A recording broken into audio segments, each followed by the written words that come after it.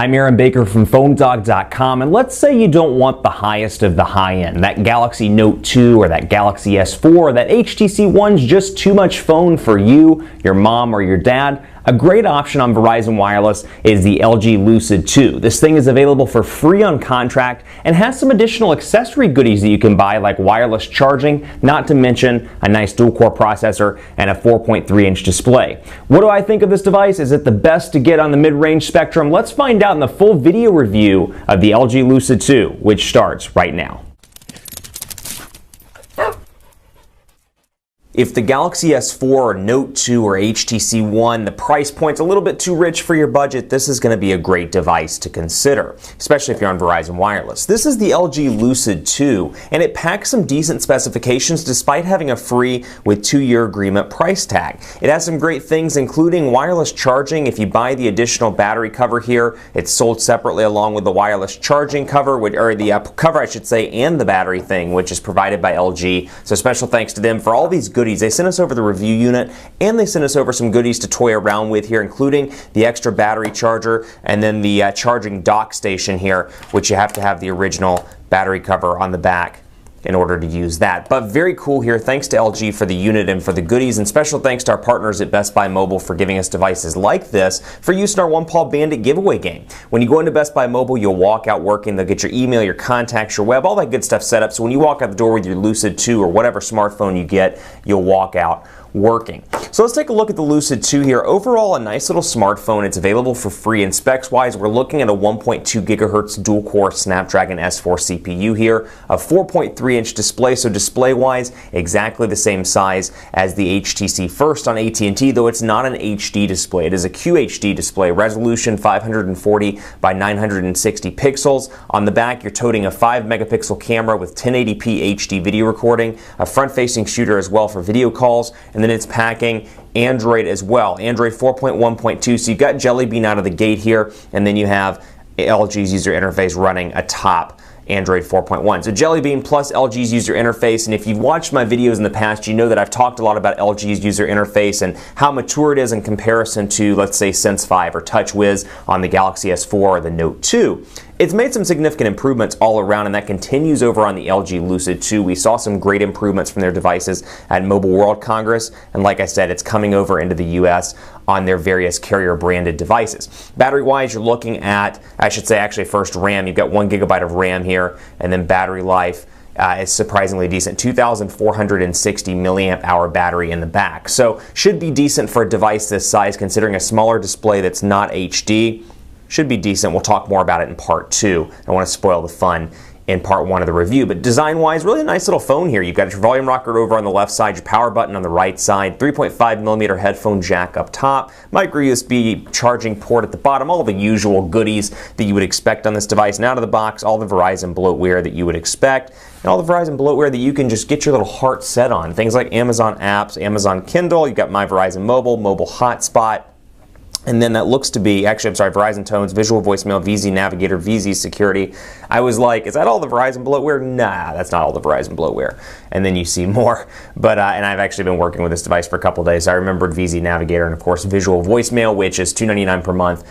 And I believe there's a free trial on this as well. Let me double check. I think there's like a 30-day. And I may be thinking of VZ Navigator. I apologize. They run different promotions, and I tend to forget which ones they have. Now, down here at the bottom, capacitive buttons, back, home, and then recent applications. But you have a physical menu button as well, which is particularly nice for a lot of people. Some people are frustrated, for example, with the HTC One, because it only has 2 buttons, and they each serve different purposes depending on what application you're in. There's no fixed menu button.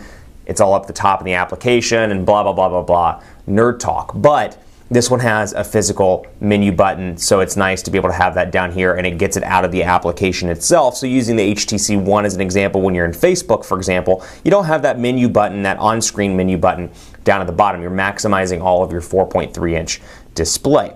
Taking a look at messaging here, and Facebook's loading up, and I'm going to try to do this while the battery is still charged. We're at 13%. 4G LTE capabilities on Verizon, and Amber Alert as well, which has been going around in North Texas for about, a week now, actually just under a week. So you've got a 4.3-inch display here, and you've got LG's keyboard. LG's made some significant strides to their keyboard all around, Google Voice typing as well. And what I like about this device, 4.3-inch display, easy to pocket, easy to fit in the hand. You can travel all the way across the display and hold it in one hand, which is really a nice little feature there. So if you're somebody that's coming from an iPhone 5 or you want a decent spec device that's smaller, kind of like the iPhone 5, you don't want to deal with a 4.7 or 5-inch display, this is going to be a great option for you specifically if you're looking for that. So we'll say the quick brown fox jumped over. It's so hard not to go back and correct that. Lazy dog. Quick brown fox jumped over the lazy dog. And of course, portrait to landscape, all your transitions are nice and fast. And if the keyboard's a little bit too small for you in portrait, of course, you can shift it over into landscape mode. There's a third-party keyboard I download called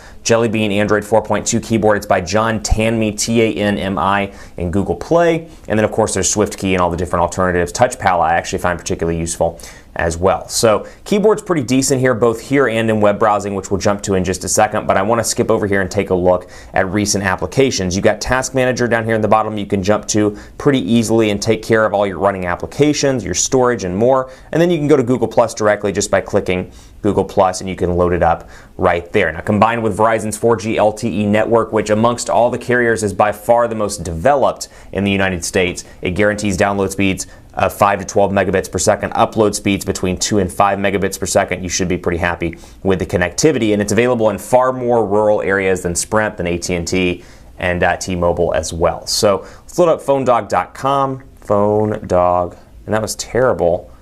Hey, PhoneDog Aaron, PhoneDog.com. There I am. And of course, we're loading up right now on Verizon's 4G LTE network. So loading up, taking a look at the website here. Again, pinch to zoom for most basic tasks. This is going to be by far a decent device for that person that's browsing the web, sending a few messages. I'd recommend this to anybody. If you're somebody that's a power user, you're probably going to want to stick obviously to the HTC One, the Droid DNA, Galaxy S4, the Note 2, all the current high-end devices on the market. But overall, pinch to zoom responsive as you would expect. I use Chrome on this device. So overall, Chrome is surprisingly functional, useful. You know I use it in my videos and I find the browser to be particularly capable. Love the animations and more, like when I open a new tab and I can scroll down between those tabs, and if I hit it fast enough, let's see if I can do it. Usually it'll flip the tabs. Oh well, not doing it right now. Anyway, Chrome right there, easy to use, very functional all the way around. Now, what I like about this device as well, LG's made significant strides in personalization, so it's proof that you don't have to spend $199 or $299 or $249 or whatever the case may be, depending on your carrier, for a high-end device if you just want personalization. A couple of my favorites on this device and LG's user interface in general, notice the edit button that pops up when I hit an icon like messaging, for example. I can come down here and change all these icons around if I want to and really make this device my own. If I want to do a C for camera, I can do that. If I want to change my contacts icon, I can come down here and change it to something else. Let's say a dictionary. And I can move that around. And of course, you can do all the usual things you'd expect. Change wallpaper, change the lock screen. And I like that it organizes your apps, your widgets, and your wallpapers down here. So I can scroll between my widgets, for example. I can scroll between my wallpapers and say, hey, you know what? Let's go to, let's find a really nice one. There we go. That's beautiful. Gorgeous. Totes adorbs, as they say. Presh. And then you can see there 7 home screens as well, speaking of customization in Android and then customization in LG's user interface. Notification bar looks like this, very similar to what you'd expect from Samsung up here with the shortcuts, but what I like about this, and this is something Samsung very recently implemented in their Android 4.1 and then on the Galaxy S4 that we saw internationally, that configuration as well. They've implemented where you can finally change these around. But what I like is you can move these around on LG. They've done this for some time. So obviously I travel all the time in airplane. So airplane mode for me would be a priority. I can move over sound profile, for example. I keep it on vibrate when I'm in meetings. Mobile data, that's kind of important. And then I'll go back here and take a look and you can see it customizes them, however, based on what I use the most. Now, likewise, you can come in here to more, for example, and I can get rid of a bunch of stuff. Also, let's say literally the only thing I use is airplane mode and power saver. I can back out here, and you'll see when I go back to the notifications bar, I've got just 2 giant buttons. So you can really customize and make this your own. This is a Verizon device. Verizon strongly encourages you to use Wi-Fi on all of their Android devices, so there's a big obnoxious Wi-Fi button everywhere with the exception of the Motorola devices, and it's right here as well. Wi-Fi off, and it stays right up there in the top along with the brightness stuff. Over here, settings, and then of course mode change, which I like this a lot as well. I can go to starter mode also and take a look at this. If I'm doing this for somebody that's new to Android or even new to smartphones in general, I can put it on starter mode for a couple of weeks, get them accustomed to the device, and then bring them back over to the standard mode, which is nice. I can preview that as well. Take a look at the home screens, and then of course incoming calls, and then I'll go ahead and apply that actually so you can see what it looks like, because it is a surprisingly functional, and of course you've got home up here. Everything's just bigger and easier to use all the way around, and it gives you some customized icons to make it a little bit easier to operate for that first time Android user. And then of course we'll go up here as well, go back to settings and take a look, display, and then of course your home screen. I can change the font size, I've got my battery percentage indicator, and more. Stay tuned for part 2. We'll talk more about personalization, we'll cover quadrant standard speed tests on Verizon's 4G LTE network, wireless charging, and of course the camera. Stay tuned for part 2 on PhoneDog.com.